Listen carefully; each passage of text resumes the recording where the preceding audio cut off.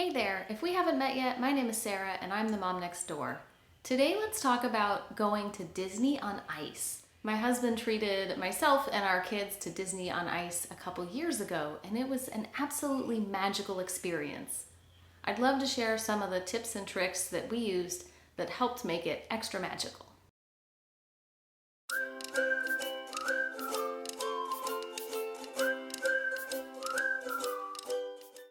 Tip number one, encourage everyone to dress in Disney gear. Disney on Ice is all about Disney and it's super fun to go with that Disney spirit. So get out your most obnoxious Disney t-shirts, Disney hats, whatever you have. If you have little kids with princess costumes and princess dresses or Disney costumes, let them wear their costumes. It's super fun to go and be in costume. Now that you've dressed for Disney, also dress for Ice. It's pretty cold in there, so wear lots of layers. Bring coats, gloves, scarves, warm socks, warm boots. If you start to get warm, you can take layers off, and if you start to get cold, you can put layers back on. But having your body at the right temperature throughout the show will add to the comfort of the whole experience. It's also pretty dark in the arena where they do Disney on Ice, kind of like a movie theater. So the ice rink is all lit up, the characters are all lit up, and everything else is pretty dark. It's so fun to have glow-in-the-dark items that they sell them at the Disney on Ice venues. They usually sell these items for anywhere from $15 to $30, but you can find similar items at the dollar store.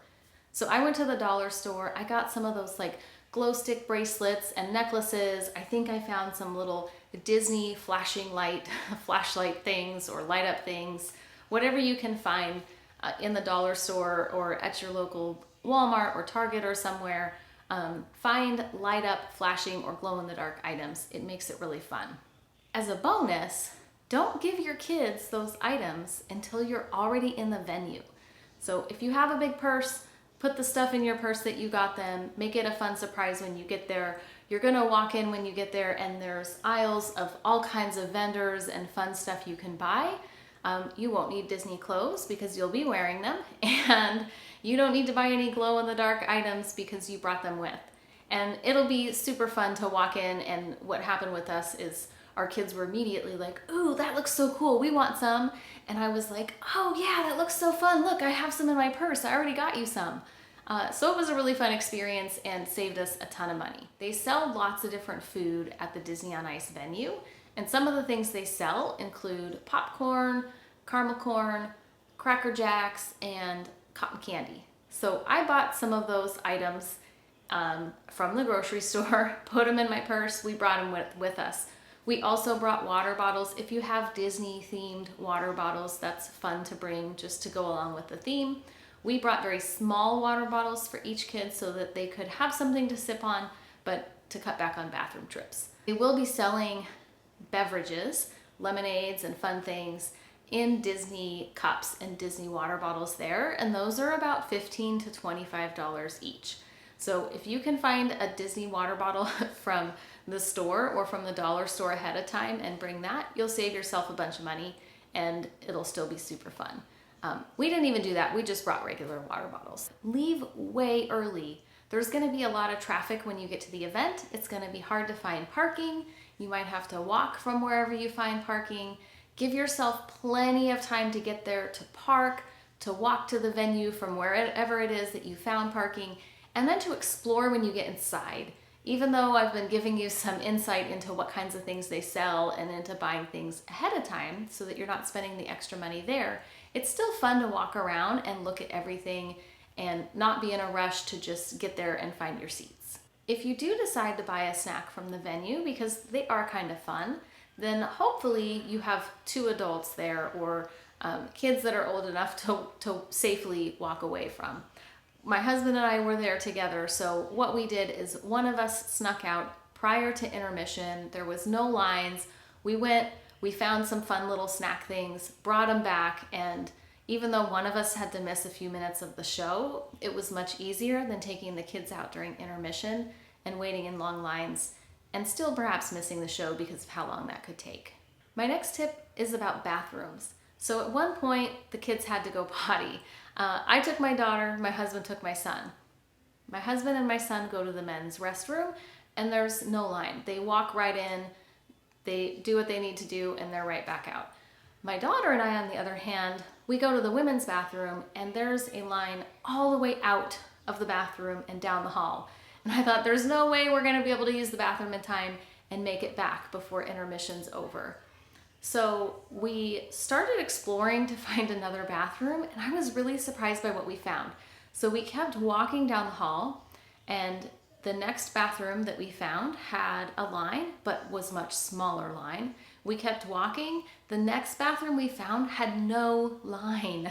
So my tip is, if there's a big line and you need to use the bathroom, keep walking, find the next bathroom. There's probably plenty of bathrooms at whatever venue you're going to. Hopefully you'll find a bathroom like we did without a super long line by walking just a little further and finding the one that people aren't taking the time to walk to. So now that I've saved you hundreds and hundreds of dollars on Disney clothes, glow sticks, flashlights, fun treats and snacks, and Disney water bottles, while still giving you some ideas of how you can get all that on a budget, my suggestion is, if you can afford it, take that money that you know you're gonna save with all these tips and splurge on some good seats.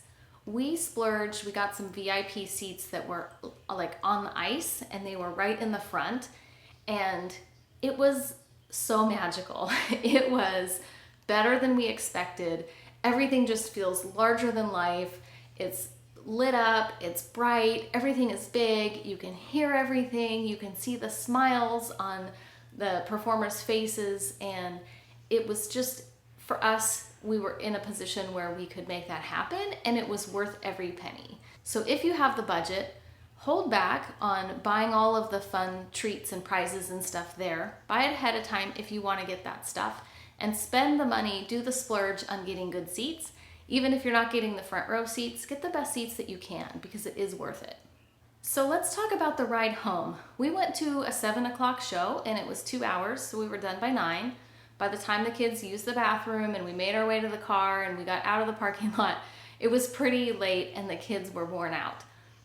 Pack some super cozy blankets, maybe some pillows, and avoid the whole conversation on the ride home about when we get home, it's bedtime.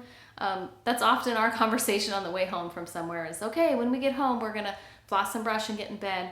We didn't even have that conversation. We just really let the magic of the night linger. The kids got in the car, they had their cozy blankets, they fell right asleep before we even got out of the parking lot. And my husband and I had a pretty peaceful car ride home. To bring your patience and set an intention. When I say set an intention, think about what kind of experience, what kind of night do you want that to be for yourself and for your family. We decided we wanted it to be a really fun, magical, and memorable night. Just setting that intention ahead of time was really helpful to get myself into the right mindset. Bringing some extra patience is also helpful. Know that things are gonna go wrong. You might run into a long line at the bathroom. You might have a kid who has to go potty right during your favorite part, or have candy that spills on the floor right when you open it up. Stuff might go wrong, but bring your patience and go back to that intention that you set about what kind of night do I want to have and how can I respond in this moment to stay in alignment with the kind of night and the kind of experience that I want. Having that kind of thought process really helped me to just embrace whatever happened, to be a little bit more patient with the kids, and really did make it a memorable and magical and fun night. So I hope you enjoyed all of these tips about going to Disney on Ice. If you have more tips or other ideas, I would love to hear about them. Post them in the comments below so that we can all learn from each other. I wish you the best and hope you thoroughly enjoy Disney on Ice.